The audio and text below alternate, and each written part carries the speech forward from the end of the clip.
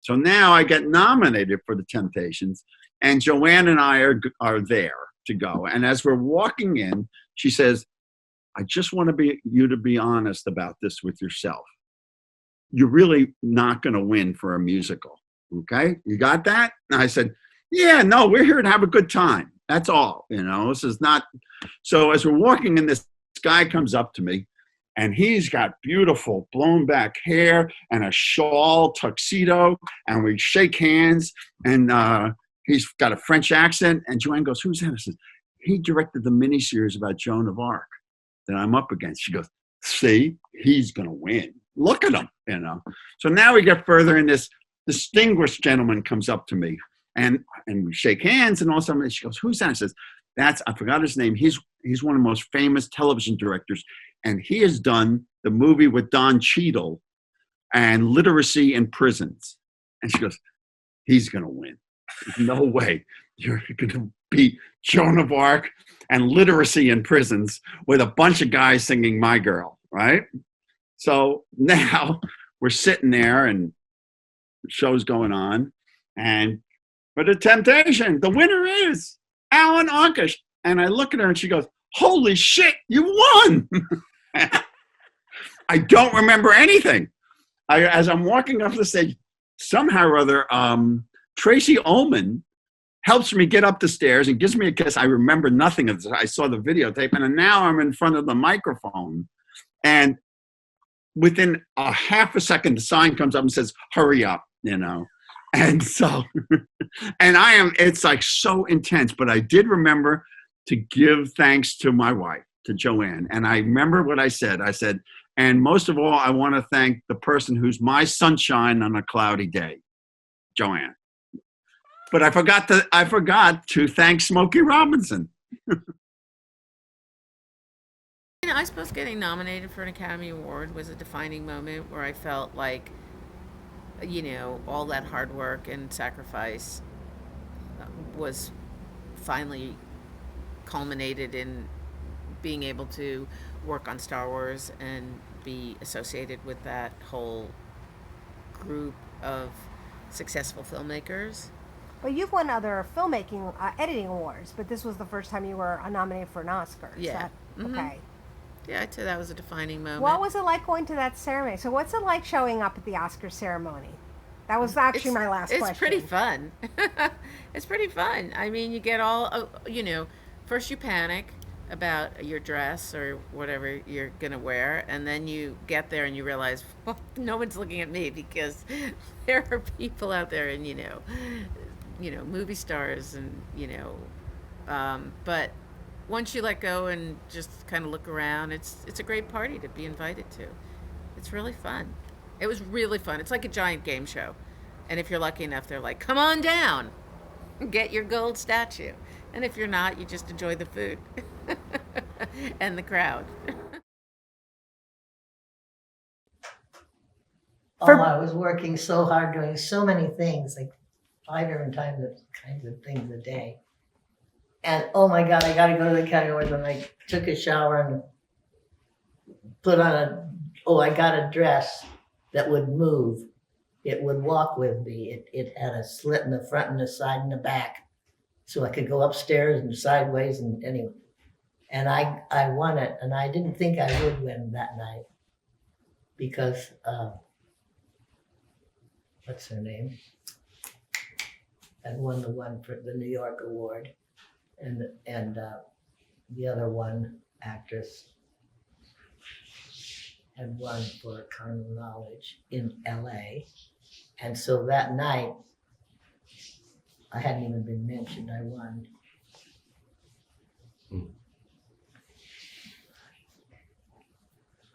Did you prepare your thank you? Did you prepare your thank you speech, or did you just wing it? Oh, I winged it. I don't know how to speak. You can tell. Yeah.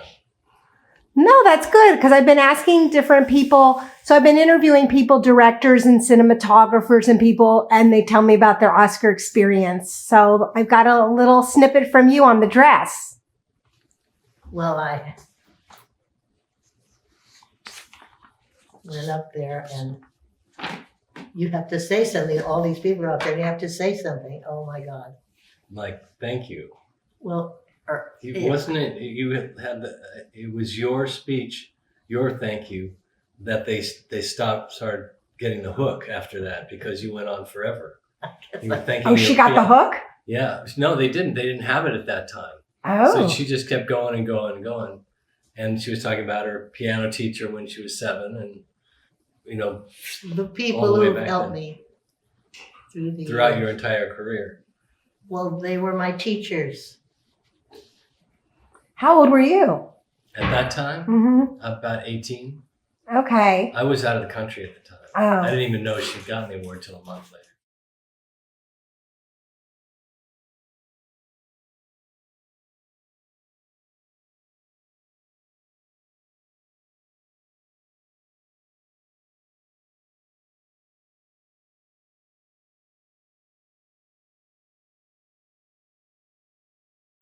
What is it like to go to the Emmys? I hate to disappoint you, but it's really boring. First of all, you have to get all dressed up and made up in the afternoon. It's usually very hot. And then you have to go and sit through a bunch of really boring speeches.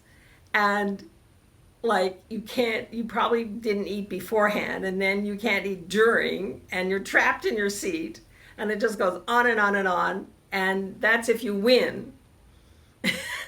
So imagine if you lose, how boring it is. And we won. And also I had a good line that people remembered afterwards, because when I got up there and everybody had like a moment to say something or whatever, I said, "I think my deodorant just failed me," which was a line from a commercial at the time.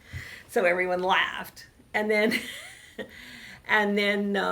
after the after party, we were seated at a table with Roger Moore, which was exciting for me because I was always a fan of The Saint on television and also James Bond, so he was very charming. And then the other story was when we lost. They had sort of changed the categories, so it was a year of experimenting with trying to make fewer categories or something, and so we lost to Steve and Edie Gourmet Salute Irving Berlin, which was in the same category as Saturday Night Live as comedy variety. I don't understand this, but that's who we lost to. And so when we lost, I said, "Steve and fucking Edie," and these two little heads in front of me turned around, and it was their sons. And I was like, "Ooh."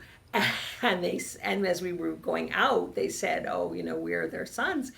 And I said, "Oh, I'm so sorry." And they said, no, we thought it was funny. And then they said, "We also thought it was funny when you said that dolphins were smarter than they were."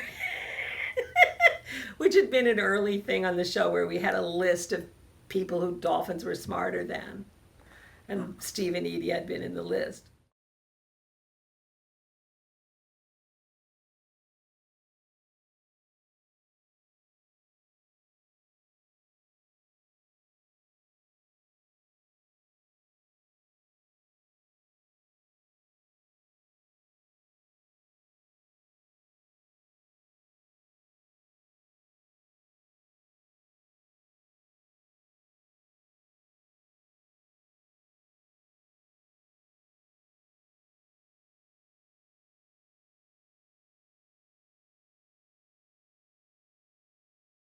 I won an Emmy. I did win an Emmy for the photography I did on the one and only time that I actually directed and photographed something. It was a movie for Showtime called Our America, and so I won an Emmy for photographing that. I've won a couple of image awards, I think for Treme and something else. It's always nice, it's nice to go get the awards, but it's always kind of a pain in the neck.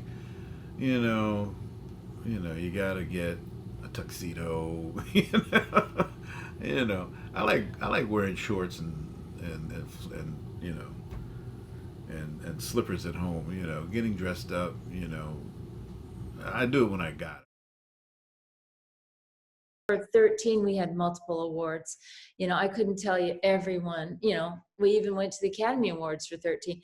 Holly got nominated for Academy Award. We did Golden Globes. We did everything, Independent Spirit Awards. But the craziest one would probably be the MTV Award with Rob and Kristen and the whole cast. And, everybody's all dressed up, super fun. And, it's just so much energy, over the top energy, with the MTV Awards.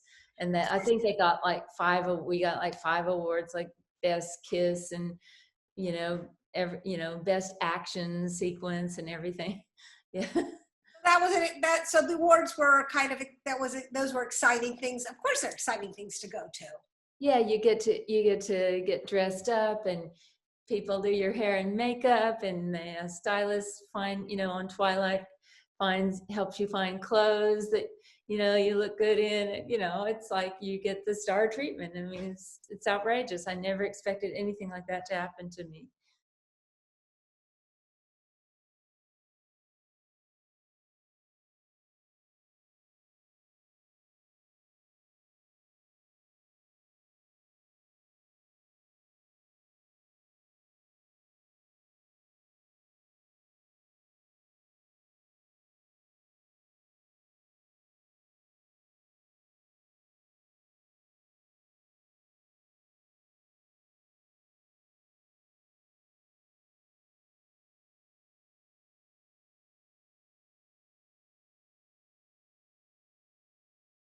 The thing is, I watch the Academy Awards because I want to hear what they have to say, because of how long it took them till they got to walk up on that stage and hold a gold statue. Most filmmakers, it takes a lifetime to actually make it to that point. That's why when they say the nomination is the award, that's really true. Because man, it took a long time for me to get there. And so I didn't feel the pressure that I had to win. But when I watch somebody go up there, I want to hear their speech more than I want to hear and watch a dance number that has nothing to do with anything. I thought it was really, they give the men more time to speak than the women. And I know because I've been there. And I just think it's really,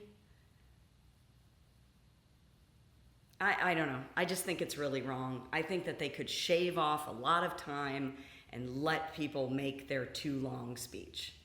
And if clorisleachman wants to talk for way too long, I say she's allowed.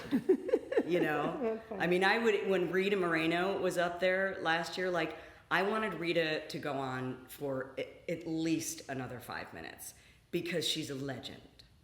And so for those people in particular, we need to hear who they're thanking, because nobody makes it alone. Nobody gets up there because they just miraculously did it. I mean, on the day, yes, in my profession, I'm the one that's standing in front of the camera, but I'm not there alone. And so I like to hear them thank their mom and their agents and because sometimes this is a long-suffering agent, like they finally got him a good job, the people that work with them professionally, but more their personal thanks to those who supported them while they went to acting school, or those who loaned them money when they couldn't get a job. And so when someone walks up on the stage to get an award, they are trailed by an entire family of people, be it their chosen family or those they were born into. So I like to hear those stories, and I think that kind of speech is really well-deserved and important to hear, because nobody gets there alone.